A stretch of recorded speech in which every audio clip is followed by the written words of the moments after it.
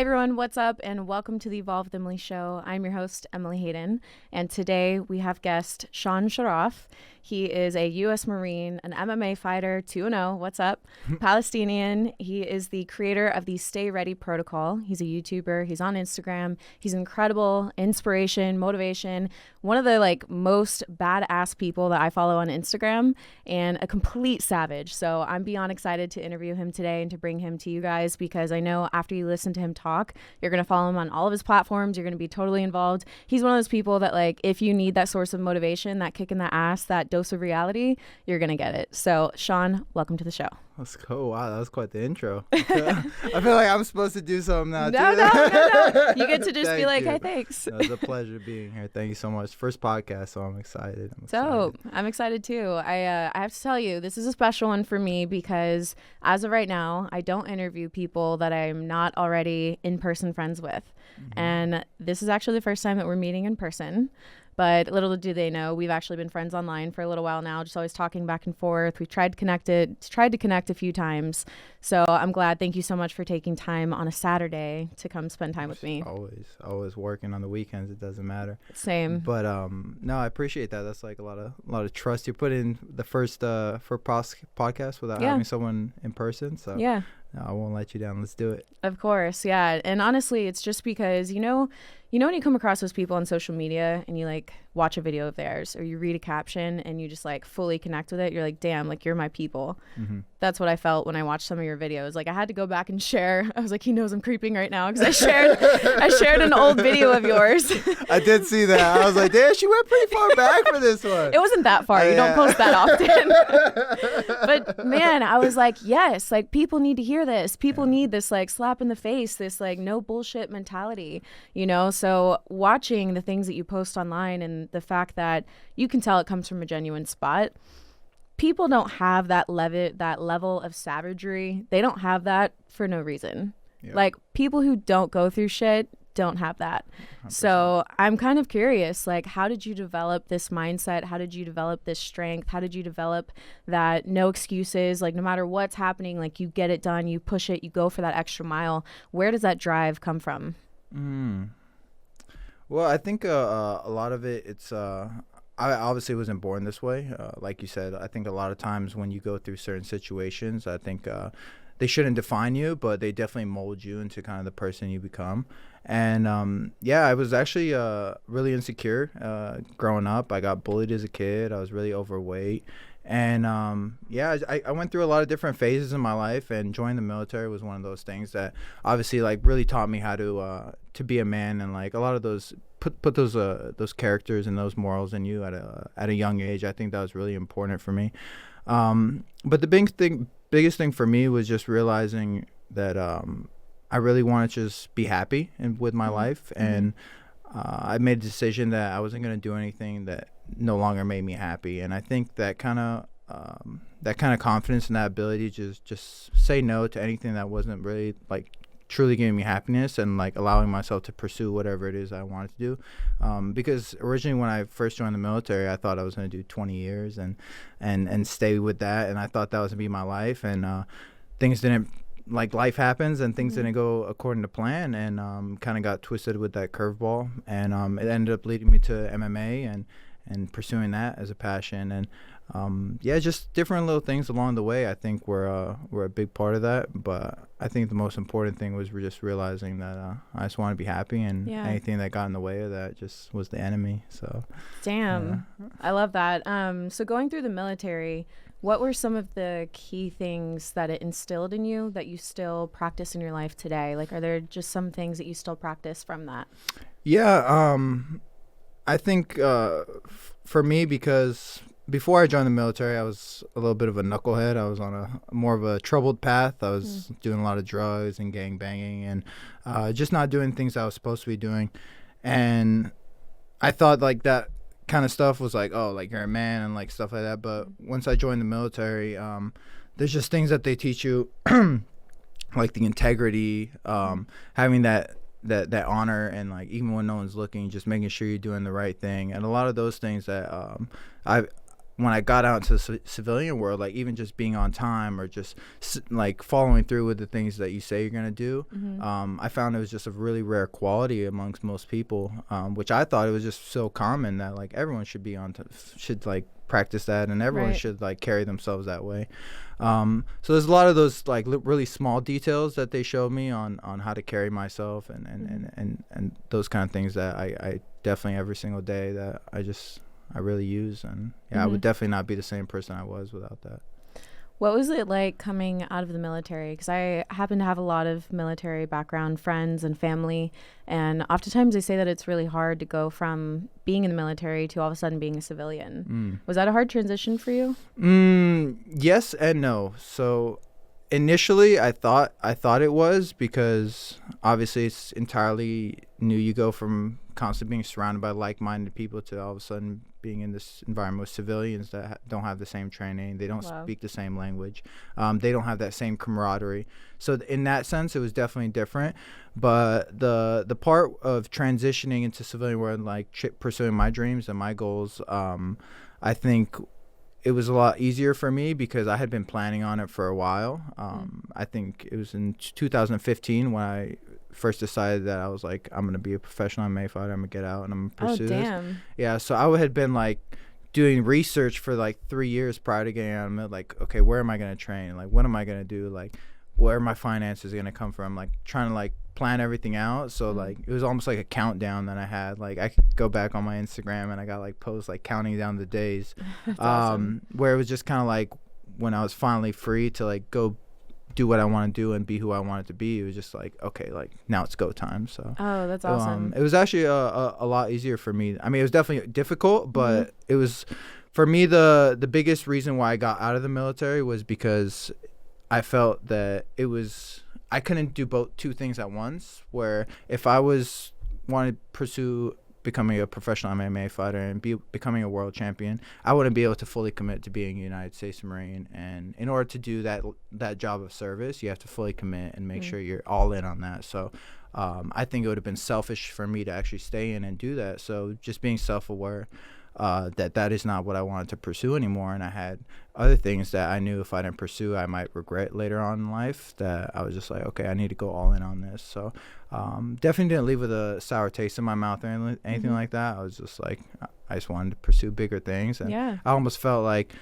once I got out, it was like, okay, now I could do what I want, and like no one could tell me what to do, because there's a lot of limitation, especially in the midst. Like people tell you when to use the bathroom and when to shave your face and what to do, and like everything is just like you have a set place and a time where you have to be at all times. So to be able to just get up and do what I want every day, it was almost like I got that freedom back, that I was like, wow, I want to go all in. I think the biggest difference I notice with you and other friends who I feel have struggled a lot is, I think what you're saying, how you had something to look forward to. You had another path that you wanted to take. And I think a lot of the times people get out of the military and they haven't even thought about that. They haven't even considered, where will my money come from? Or am I passionate about something else? Do I have a passion to pursue?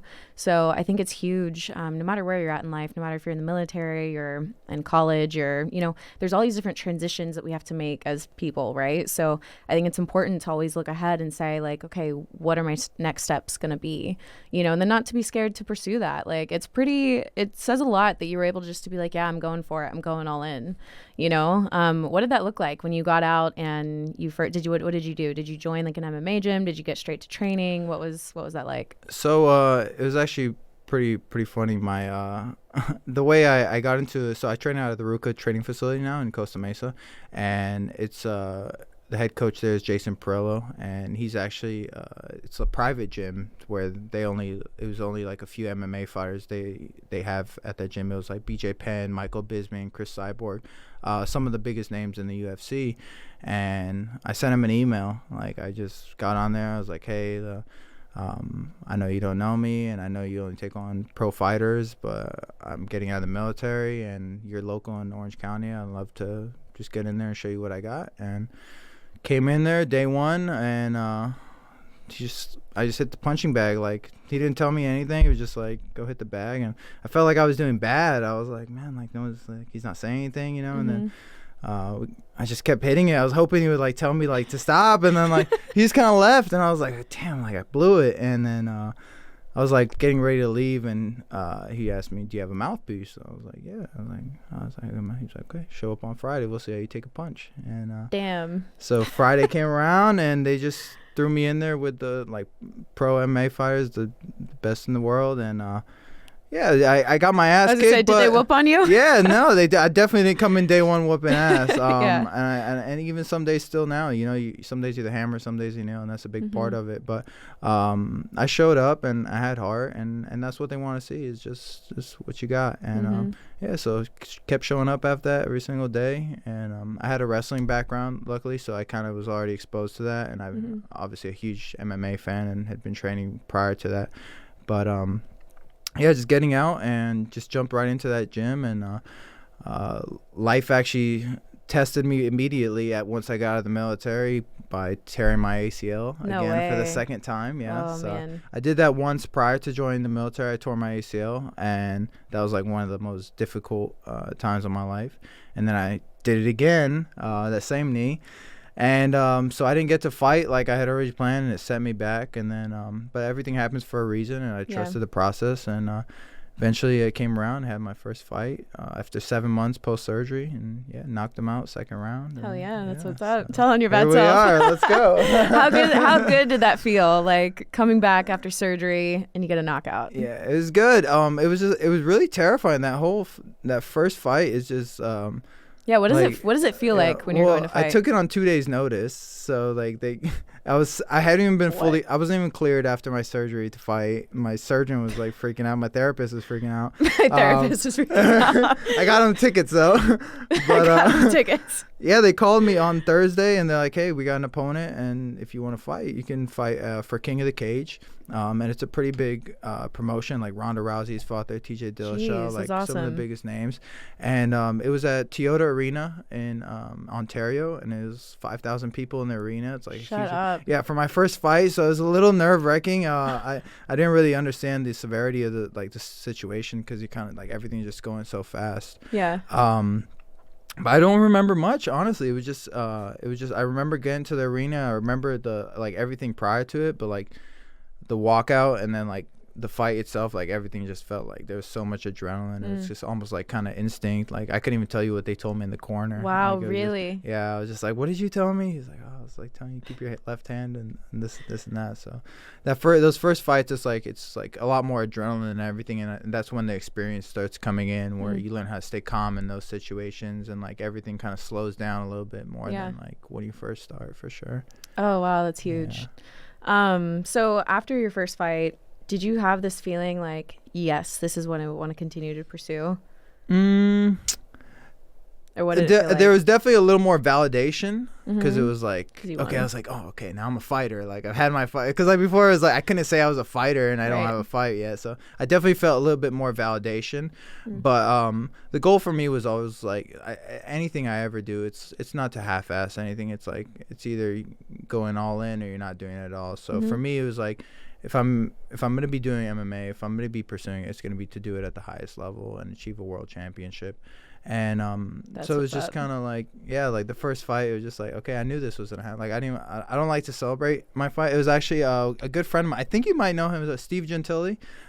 He's a power lifter. I think we might be mutual friends on Instagram. Yeah. But he's like, when I was into powerlifting, he was always like one of the biggest heroes I had, and he would just like deadlift like 800 pounds, like it was not, and he would just put it down like calmly and like walk away. And I was always like the dude that was like, all amped up, like screaming. And I was just like, I was kind of like impressed by that. And I asked him, and he was like, why would I celebrate when I knew I was going to do it already? He's like, I already visualized myself lifting that in my mind. And I was like, fuck yeah. So like, I think that's huge. Have you ever read the book Relentless by Tim Grover? No, I haven't. Oh my gosh. Stop what you're doing. Buy it. Tim Grover, that was Kobe Bryant's basketball coach. Yeah, I do. It's my favorite book. I've read it probably 4 times. I've listened to the audiobook like multiple times. I'll listen to, I think it's chapter 16, maybe 15, backstage before I go on stage, because it talks about 3 different types of people: a cleaner, a closer, a cooler, closer, and a cleaner. And you'll have to read the book to like fully get what it means, but it shows the difference. And for example, example, pre-game, right? The first person is super hype, like hyping everyone up, you know, and then when you get all the way down to like the cleaner is like the calm, the cool, collected, because they've visualized it so many times in their head that they already knew they're going to do that, just like what you're saying. And so for me, the mindset that I have as well is I know where I'm going, and I'm not really going to stop until I achieve that. And so everything that I do achieve is just a check. Okay, next. Check. Okay, next. Right. You know, so it's not that you can't be excited about it. Absolutely. Like, you know, be excited for the wins that you have. But I think it's this mentality of like, I'm doing the bare minimum. Like if my goal is to be the best in the world at what I'm doing, I don't get a like cherry on top for the thing that you have to do to get there. Right. Yeah. You know and it can't be too much where like you're like not celebrating at all. Because obviously like I was happy and like I was like ecstatic, and once I got to the crowd, like with my friends, I was like, yeah, you know, like you can have those, but it's when you get too caught up on it and you celebrate those small victories for too long, that's when I feel the complacency kicks in. That's when you kind of start losing that ambition and that drive. Exactly. And I think that's the biggest point, is when you celebrate too much, like you're saying, you get comfortable, you know, and then you're not fighting with that same spirit that you had to get there in the first place. Of course. And also, I mean, at least in my sport, you can literally mark all the right, you know, T's and dot your I's and do everything right. You can come in and get last at a show, and then the next show you can go and get first. Yeah. So like, you literally have to, like, it just humbles you like no other sport, I don't think. Because I mean, I don't know, in your sport, you know, you'll have to tell me, but like, to be able to go from that, to be able to take those hits, that's why it's like, I never look at the highs. I never try to get too high on the high, because I don't want the low to feel that low. Like I would rather be steady somewhere in between, you know? Of course, yeah. No, I understand that for sure. Yeah. So okay, what is your goal? My goal in MMA. MMA? Oh, of course, UFC world champion. That's the goal. The goal was to get into the UFC by 2022. Okay. What do you have to do to get there? So it's usually just 3 fights minimum, and they obviously with people that are of lighter weight classes, they have a harder time to get in because there's so many of them, versus people in the heavier weight classes like myself. It's a lot easier because there's just less of us. Okay. What weight class are you in? Heavyweight. And then I should be doing my next one at 205, which is light heavyweight. But with the UFC, it's just about having impressive wins. So like having those knockouts, having those submissions, just finishes. Like they just want exciting fighters, like people that are going to sell tickets. So you finish your fights in impressive fashion. And of course, it's like just with anything, it's networking and like obviously like your managers and promoters, knowing the right people. But yeah, I feel like as long as I keep winning my fights and keep doing impressive fashion, the call's gonna come. It's just a matter of time. Absolutely. Hell yeah. What's your current goal right now? I know that's your goal, but like, what's your focus right now? Like, what are you working towards? Do you have a fight coming up? Yeah, so that was the big thing, is this COVID pandemic just set everything back for where the only people having fights right now are on the highest promotions, whether it's Bellator or UFC. I was actually in Thailand until March training. Oh, yeah. How was that? It was amazing. It was like I wanted to go back once a year. I was supposed to be back right now because between January to March, January to April, that's usually when they have high season, and it's like the best weather and like the busiest time to go. And it's like a huge community out there, just not just MMA fighters, but they have like CrossFitters and bodybuilders, and it's like this mile-long street. So they call it like Healthy Street, and it's just it's all on the same street. Yeah. It's like just a mile-long street of like dozens of gyms and healthy restaurants. Okay. And, like, everyone just there just trains all day. And, I'll meet you there. Yeah, it's like a mecca for That's like so people, cool. and a lot of Europeans and Australians, they go on what's called like fitness holidays. That's what they call them, and their work like allows them to just take 2 months off to just go. Yeah, they just go. It's like so cool, and I was like, really? They're like, yeah, I'm on fitness holiday. That's what they say, and I was like, oh, cool. Like, can I do that? Yeah, like America needs that. Yeah. But it was such a good experience, and there's like everyone out there just wants to train and get better, and like. And it's not just, like I said, fighting. Like everyone's just training, like just being healthy. So it's really cool. I really like it. So do you incorporate other style of training besides just your fighting? And what do you do? So I really like to have a balance where I originally started. I actually wanted to do bodybuilding before all really? this. Yeah, I was like Phil Heath and Yeah. Ronnie Coleman and Jay Cutler. Those like I have pictures. Like I would go to expos and like that was like my whole thing where I originally wanted to do that. And then some guy outlifted me at the gym. Like he was bench pressing 315 for reps, and I could barely do it one. But I was like twice as big as this dude, and I was like, what's the point of me being big if I can't lift weights? Yeah, and then so that's what made you stop. That's when I got into powerlifting, and I just wanted to be as strong as possible. So I got into like powerlifting, and then obviously like I couldn't just be big, and that's when I transitioned to more being a combat athlete. So I took a little bits and pieces of like every training situation, and obviously like the cardio from being in the military, and I kind of devised it into my own program where I do power, like I combine powerlifting with like the bodybuilding and like with the cardio. So I'll normally do my powerlifting on like Monday, Wednesday, Friday. I'll do like squat, bench, deadlift, and then I'll do conditioning and cardio on the other days, like just going on a run or like doing just agility stuff. And then on all those days, I'm usually either doing jiu-jitsu or boxing or on top of the training. So it's like 2 to 3 sessions a day usually. Wow. And active recovery days are like yoga or like just like a light jog or something, like abs. I don't know. So is that tell me, because you have the Stay Ready protocol, and I've seen you talk about it a few times. It sounds really dope. Can you explain a little bit more about what that program looks like and like your mentality behind the program? Yeah. So the Stay Ready protocol was basically like from similar situation of like trying all those different phases of my life with what I was pursuing. That in training I had to adjust the nutrition for that, because as you know, like bodybuilders eat a lot different than powerlifters and so true. MMA fighters, and everyone has their own like nutrition portfolio. And with the Stay Ready protocol, what I did was I just basically took everything that I knew worked for myself, because originally I just made it for something that worked for me, because I had been bouncing around I did like keto to liquid diets to like every single vegan, paleo, pescatarian. Wow. Like, yeah, every single thing. Like I was trying it, and like I really put myself through hell, especially in the beginning, like learning all this stuff, because I think like when we first started off with nutrition, it's like obviously everyone just the first thing is how do I lose weight this fast, like and then it's like you're putting yourself in like some. Like I was bulimic for a while. I was like anorexic. Oh, and I was no way. I had like really bad eating disorders just because I was so obsessed with the number on the scale. Wow. That I would really wanted to help people like avoid that and just kind of like put something out there that I knew worked. And so I've just basically put together that nutrition program of like how to stay in shape year round, where you're not going through the leaning and the bulking and all that. It's just a way to stay in optimal conditioning year round, and you're still able to maintain your strength, you're still able to burn fat, and you're doing it in a healthy way where you're not putting your body through like a really bad, like an unhealthy relationship with food.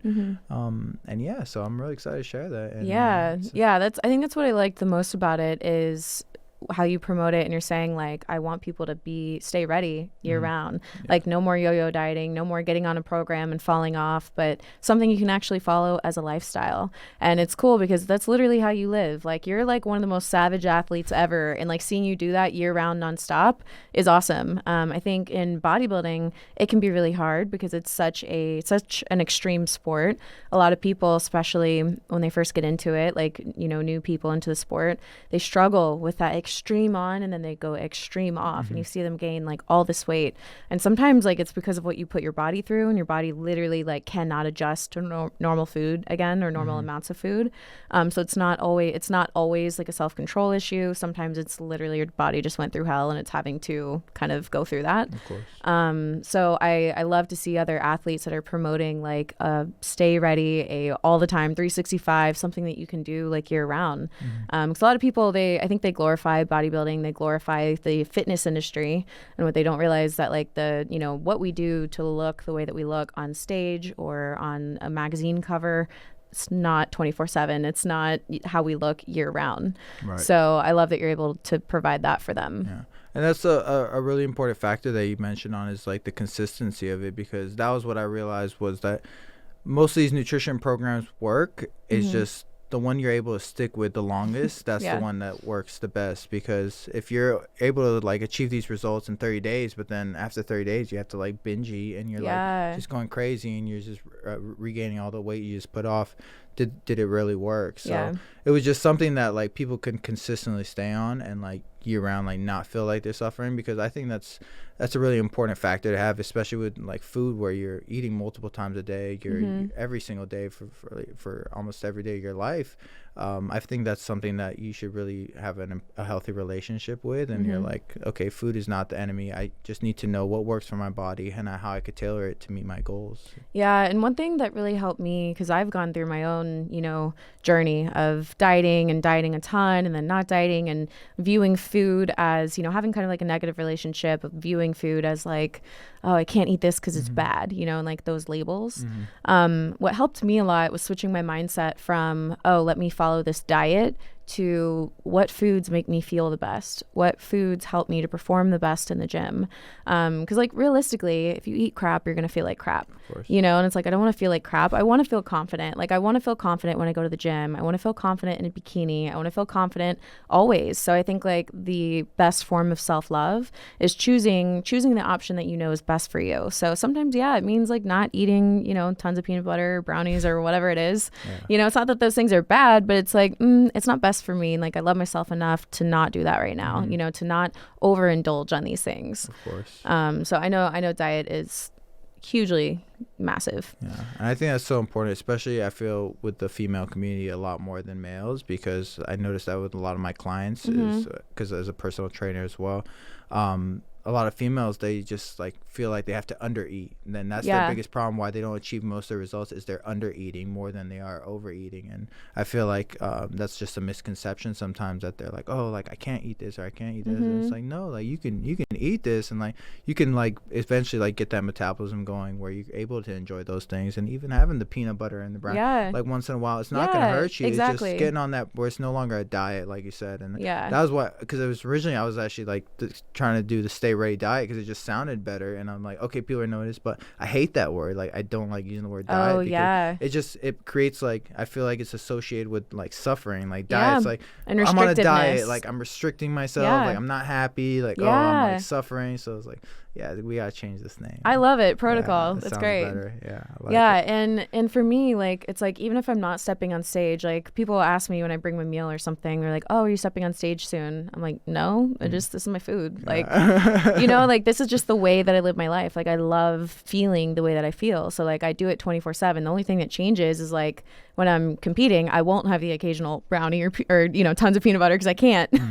When I'm not competing, sure, like I'll have a little here and there in addition to my regular healthy meals that make me feel great. Of course. So I always try to promote to people to try to find that lifestyle, that balance for themselves, which I think looks different for everyone. Yeah, definitely, 100%. Yeah. Okay, so on one of your Instagram videos, you were running with your dog, and it's the one that I shared, right? Yeah. What happened? First off, what happened to your dog? Okay, so my dog, his name is Apollo. Apollo. Yeah, he's a German Shepherd mixed with Akita. He's a badass. And yeah, he's a fighter. And so yeah, he rides shotgun with me. That's my roll dog. So he always rides in the passenger seat. And we were on the freeway, and some lady was just come flying. She was trying to make the exit, and she almost crashed into us. And we swerved out of the way. Luckily, I was in the far right lane on the emergency lane, and that sudden motion just sent him flying out the car. Gosh. And yeah, we were probably going about like 60 miles an hour. Yeah. Like, and by the time like my car stopped on the freeway, he was still like tumbling. So I was just like, oh my God. I cannot even imagine seeing that. Yeah. So he just got up, and like, he didn't know what, and he just started running on the freeway. Like I get all the adrenaline, or I don't know what it was, but this is like the only time I've ever called him and he doesn't come, and he's just like running. So I'm running down the freeway. I left my car like just wide open and parked on the freeway. I'm just chasing him.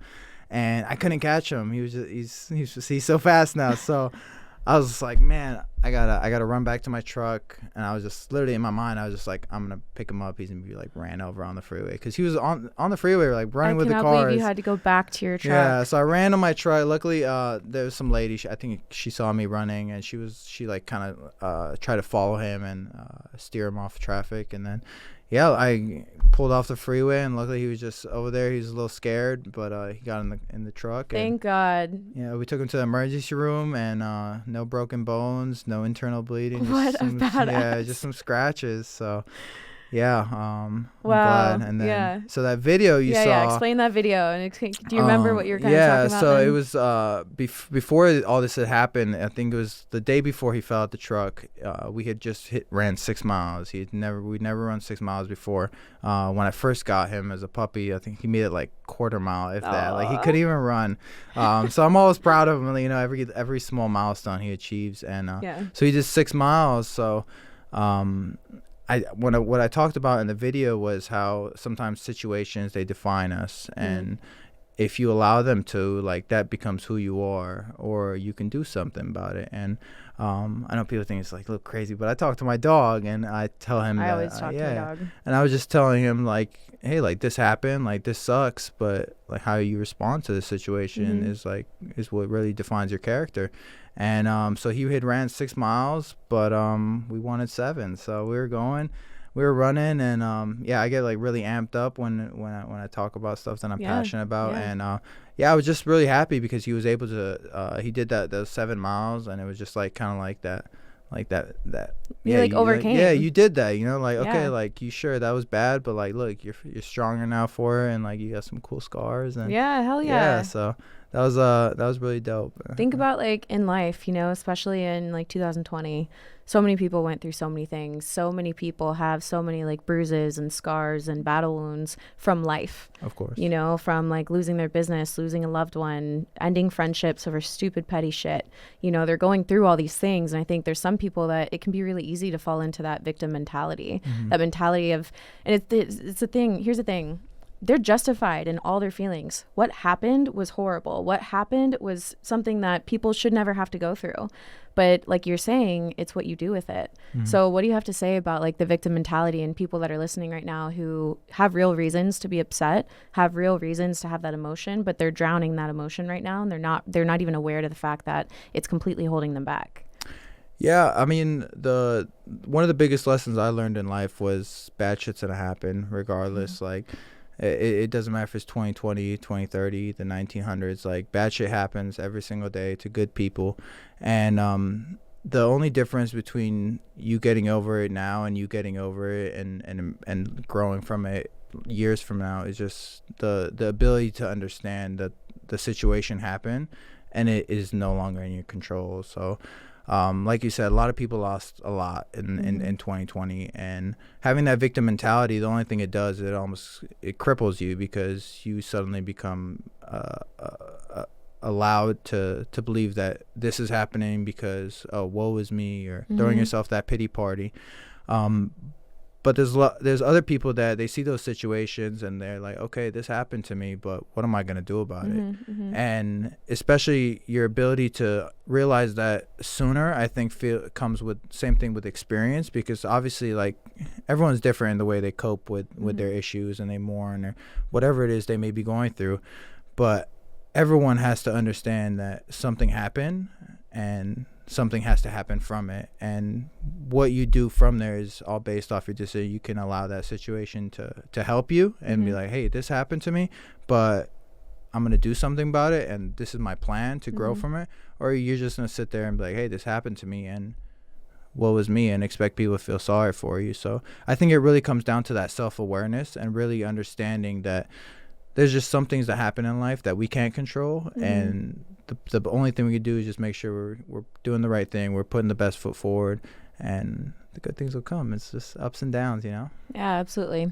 What do you feel about purpose and maybe like life purpose or your purpose? Like, what do you feel on that? The purpose of life. Yeah.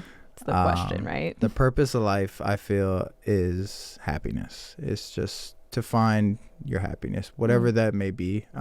For me, it was always, I love training. Like, that was where I found the most peace with my therapy. It was just, I liked training, because when I was training, nothing else mattered in life. So I wanted to just centralize my life around training, and that I knew that would make me happy, where now, like, all I do is live in the freaking gym. Like, I'm either training someone, or I'm training myself, or I'm just in the gym, and that's what makes me happy. So whatever that looks like for for you, I think is the true purpose. Because if something doesn't make you happy in life, then why are you doing it? I feel like it's such a short amount of time that we have here on this earth that it should be spent doing the things that make you happy. And that's not to say, like, I feel like there's like this whole kind of thing going around now. It's like all the positive vibes only and positive this, and it's like life isn't always positive. Life is it's ugly sometimes, and there's negatives. But as long as we're pursuing what makes us happy and chasing that, I feel like it's going in the right direction, and everything else will fall into place.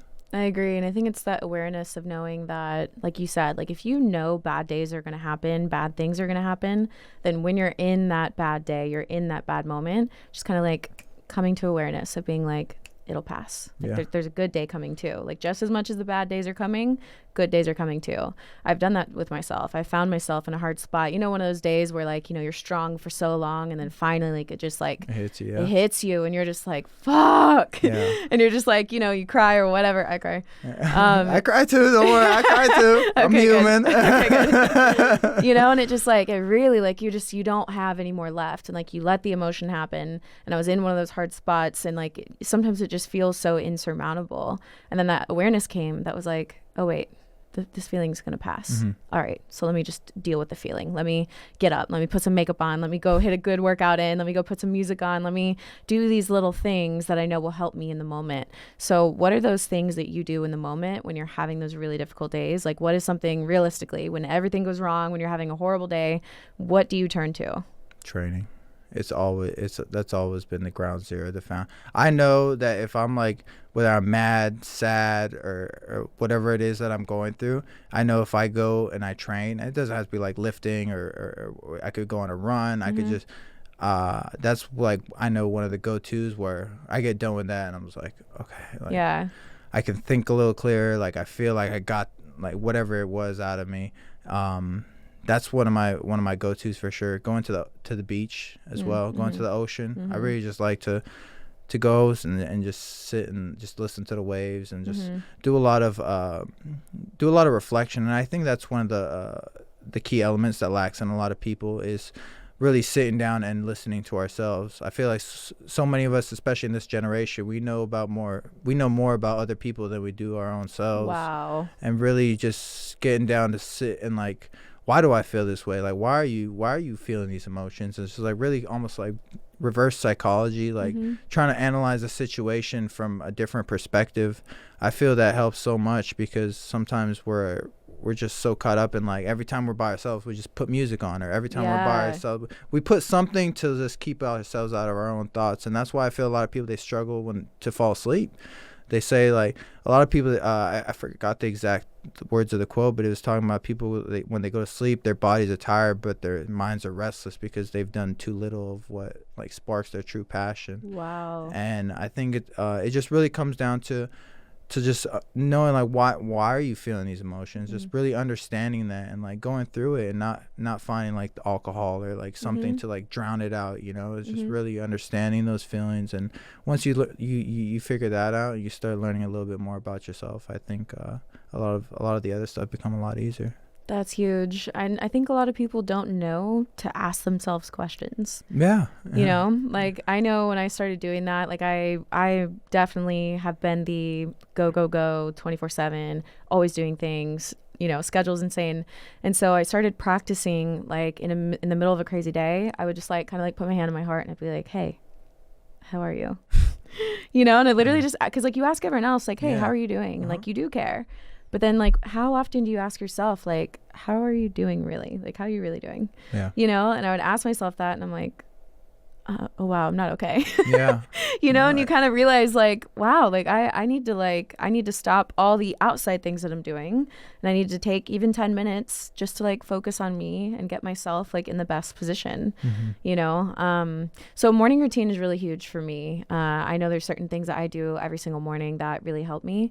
Do you have a morning routine? Do you have things that you turn to? Yeah. So morning routine, I wake up, Apollo usually comes in and makes sure I get up properly. And then I just brush my teeth, and it's always the foam roll. I foam roll every morning. That's my go-to. I need to do that. If I don't foam roll in the morning, Yeah, I know some people are like, oh, do the stretching, but I don't know. Foam rolling for me is just always it's my go-to.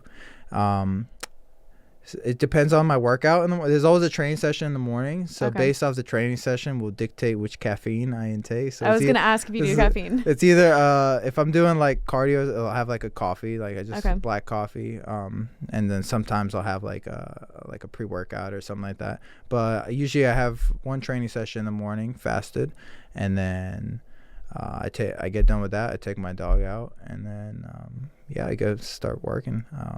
I like to do stocks as well, so I'm always in the morning. Yeah, I do a lot of the investing in the morning. So but it's usually relatively the same. Just wake up, foam roll, get some caffeine, get the workout in, take the dog out, and then what about nighttime? Do you have things that you do every night to like wind down, or like how do you get yourself to wind down, or are you just so tired from your training? No, I do meditation. Oh, you do? Before I go to sleep. Yes, I do breathing techniques.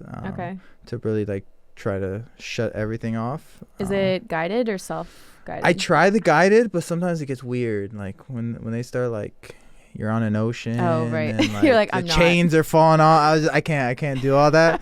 So I definitely just try to focus on just nothing. I think that's what was best explained to me. Was the focus of nothingness.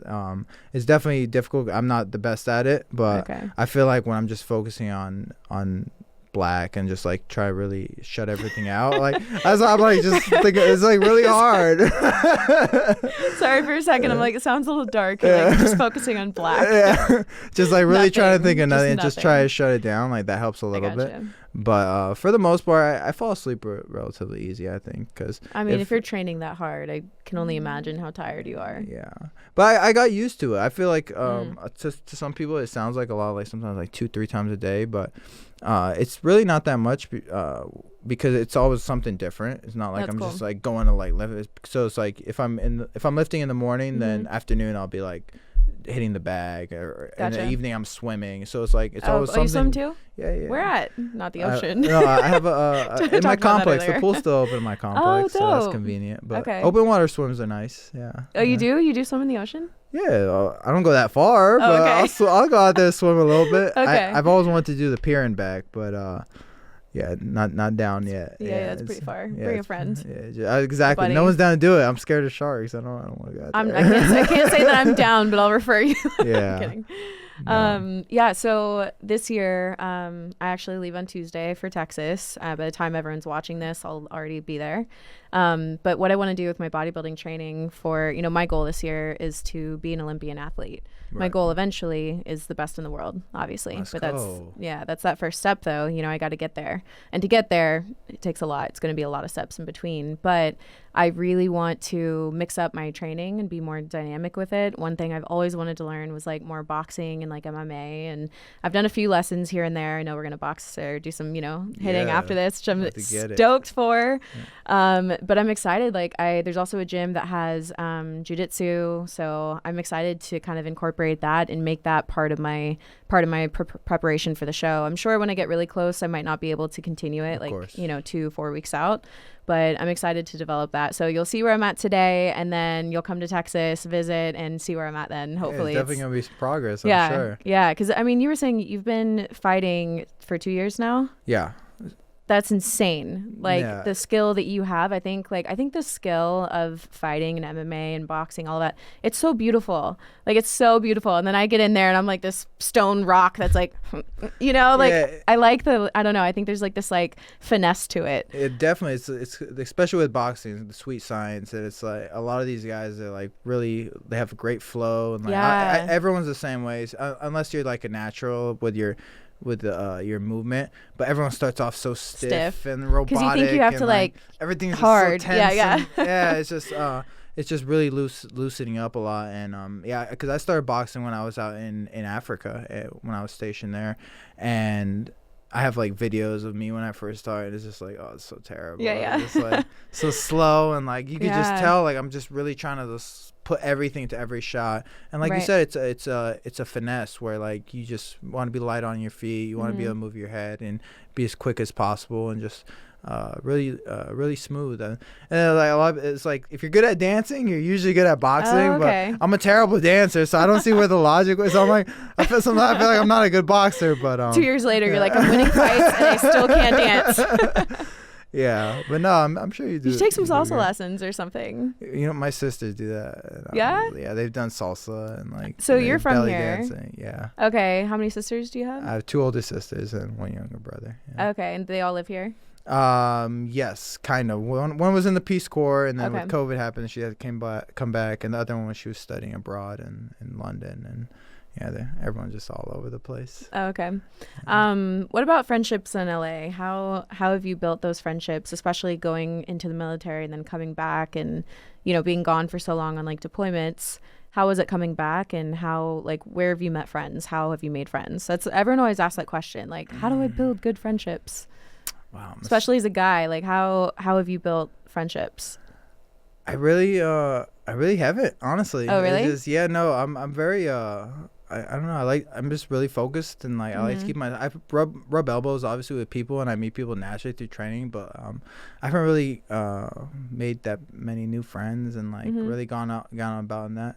Because I just really don't go out, really, honestly. I have my few friends that I've known for years, and people that I stay close to, and it's not to say like I don't like meeting people and like I'm introverted. Yeah. But, no new friends. I just really like to I really like to focus and just focus on my training, and like this is the same reason why I've been single, and the same reason why a lot of stuff in my life I'm so goal orientated, where it's like I feel like sometimes it's almost too much, where like I'm like, oh no, I don't want to go out, I don't want to do it because it affects your training. But I feel like sometimes you have to be selfish in that way to achieve 100%. some goals, especially when I know like from what I learned in like bodybuilding, and like I would only imagine at the highest level, it's like you lose some friendships, and you go through like some of those things that's gonna cause you to be a little selfish. But I think it's important to achieve those goals, especially at the highest level. Yeah, because here's the thing, like with elite level athletes, when you're going after something like being the best in the world at what you do, you're not just doing this for fun and then you're having friends, you know, like this is everything. So I think the right people will push you more into that, push you more towards that. And I think the people that aren't meant for that season of your life, they're going to draw you away from it. So I think it's smart that you've created this bubble for yourself. And I always say, like, you don't need a lot of good friends. One. Yeah. If you have one really good friend, you know, one of my best friends is my trainer, you know, like I love him. Like he's one of my best friends, and we kind of only see each other when we train. We sometimes, not really actually. We keep saying we need to hang out. We keep saying we need to hang out outside. I think we've done it with him and his girlfriend like once or twice, but like that's everything to me. And like, it's my passion, it's my love, it's what I do every single day. So being able to share that with somebody that has the same mentality, I think is huge. So I think sometimes for people like us, our friendships, our circle can be like our trainers, our training partners, you know. I'm thankful that when I go back to Texas, I'll have my family around me for the first time ever with prepping for a show. Wow. You know, I've done 20 shows now. I'll be doing my 21st show. Let's go. When I go back. Yeah. And I'm beyond stoked, you know, because having that support, you know, especially on the really hard training days, the times when it's like, you know, 2 or 3 weeks out and everything's just so difficult, having that little extra help or that little extra emotional support, or like being able to drive to my dad's and like get a hug. Yeah. You know what I mean? Like literally way. Sometimes that's all I need. I'm like, I just need a hug, like a 10-second hug, and then I'm good. Yeah. You know? So I know for me that's really important. But I agree with what you're saying. I think it's important to keep your circle like small and a circle that pushes you towards your goal. Yeah. That's not to say like don't go out there and be friends with people, you know. Exactly. It's just like, but I feel like sometimes it's the people you rub elbows with when you're like doing in your work or like in your training environment, like especially if like that's your life, then like those become your friends. Exactly. Like those become like the people, and it's just sometimes it's people that you're just with on a regular basis, like your trainer. Like for me, like my coach is like obviously like that's someone I would consider a friend. But it doesn't feel that way because it's just like you see each other on a daily basis and you're always working, and yeah, but I definitely have some friends. I like to think, you know, I'm not that big of a loner. Yeah. But yeah, no, I definitely agree, and I think that's like the best way to do it, and especially nowadays where it's just there's so many different like platforms and social media. Yeah, and it's like you have all these people on. That's like I can't feel keep up. pretty lucky that I get to do this podcast or my YouTube channel, because a lot of the time I'll do something like this, which is obviously like work related, but then I get to like connect with and build friendships, relationships with people who I can do work with or business or whatever. And it's cool because I just feel like in this day and age, like you said, there's so many ways to connect with people. You just have to put yourself out there, if you really want to go down that path.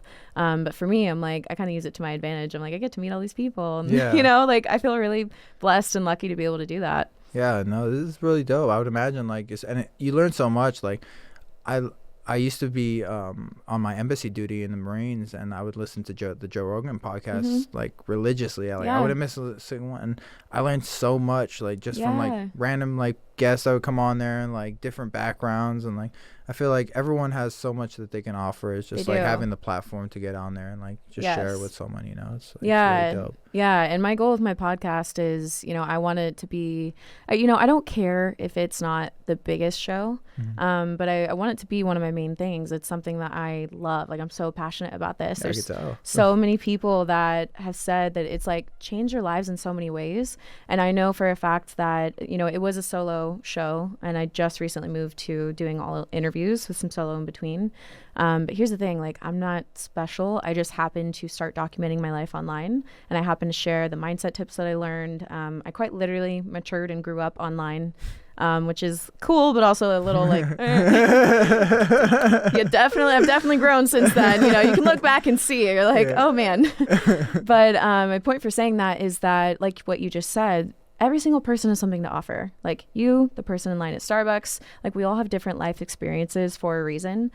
So my goal with the show is to be able to grow it, expand it, and be able to get people like yourself on the show to, you have experience and background and things that come out of your mouth today that I would have never thought to speak on, or I could have never said. Like I think every single person has such an important role to play. And I think I've always known that I've always been like the connector of people. So I feel like by getting people like you on the show, I'm able to now connect you with, let's say that there's like 2 people that connect with you through this, and they reach out to you and whatever. Like that's my job. Like I'm here to connect you. I'm here to provide all the value that you have to everyone that's listening. So my goal with my podcast is just to do that. Like and if it becomes big, awesome. And if it stays like a really close knit, tight show, then that's awesome too. We have people all over the world that listen, which I think is just really dope. No, I see it. I definitely keep up with the podcast a couple times and watch some of the episodes, and you have like a really loyal fan base too. Like your audience, like this, you can tell they're like super engaged, and they're like actually coming on here and like listening to what you have to say. So it's really cool that you kind of have that community. Thanks. Yeah, it's dope. Like people, they'll take notes and they'll, write their takeaways from it. And I've always said that, like, my goal here is not to be like cool, look at me. I've never been that way. Like, I'm not the coolest person. I don't know. I don't do that. Like for me, I want to provide you even just one thing that will get you to take action in your life. Because similar to you, like I want people to be happy. And I want people to be free, and I want them to experience like love and happiness and freedom in their heart, like in their life. And I know what things did that for me. And so I want to pass that along and share that with them, because maybe they're miserable in their lives right now. They're unhappy. They're not confident. They're insecure. They're fearful of, going after what's really inside of their heart. And maybe something that I say inspires them to take action to do that.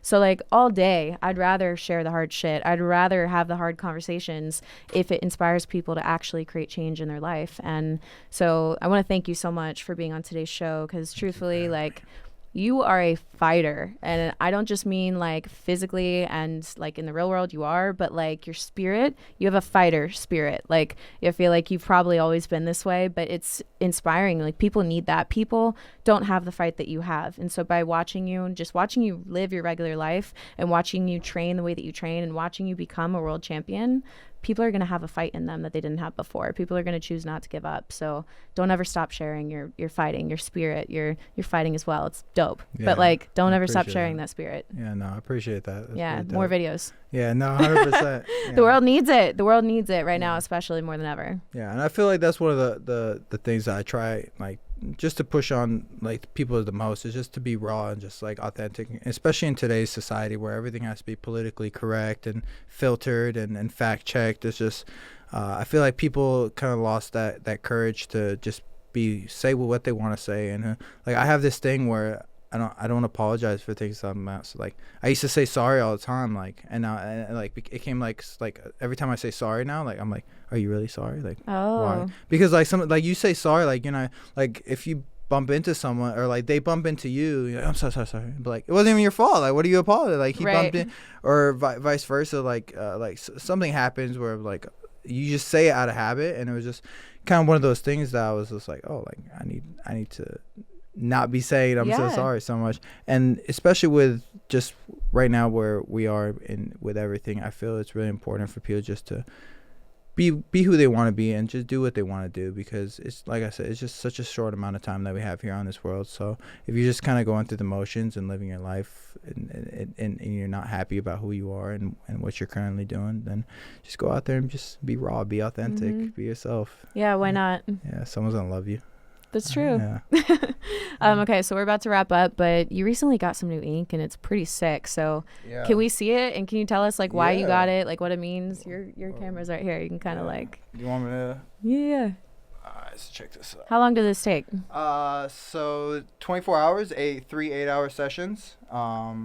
And this is a piece. It's based off of. Have you ever heard of Memento Mori? Yeah. So it's basically the concept of. Back in the day, they used to worship on death in order to remind themselves to live. Wow. And it was like, no matter how high you get or how low you get, you always know that like this is temporary and eventually time will run out. So we had got the Grim Reaper on the horse here and going into the hourglass and the time running out.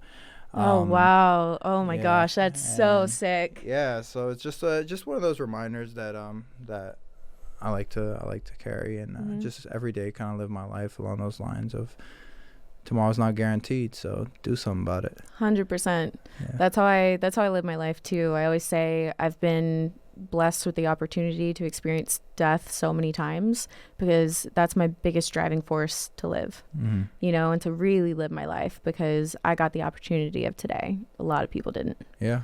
So that's so dope. That's why I ask. I love asking like what they mean and stuff, because it's like, wow, now I love that so much more. And it was already dope, but like that's cool. Yeah, and I think like especially with death, I think it's one of those things that like it affects everyone in life, and it's one of those things that I feel has that stigmatism, like being a bad thing, but sometimes you learn a lot from that. Like there's a lot of situations that I've been in my life that I know I would have probably been in had that situation not happened prior to that, you know. So it's definitely not something that we should fear. It's something that we should embrace, and I think everything's gonna be all right.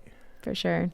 Well, hey, thank you so much for spending your time on a Saturday. This has been amazing. Yeah, thank you. It's my first podcast. Hell yeah, done. Back on this. Do it. After a couple hundred, hopefully, and then like, hey, Emily was the first one to have me on, so thank you so much. It's been a pleasure. Of course. All right, you guys, thank you so much for joining for another episode. If you enjoyed this episode, make sure to follow us both on Instagram, tag us both in your stories. Let us know what your biggest takeaway was. Share it with a friend. That would really help the podcast out. It's pretty much the only way that the podcast grows is if you share it, you text it, you know, put it on your story, whatever you want to do. I'd really appreciate that. So thank you guys so much. Don't forget to give the YouTube video a thumbs up and leave a comment, and I will see you guys in the next show.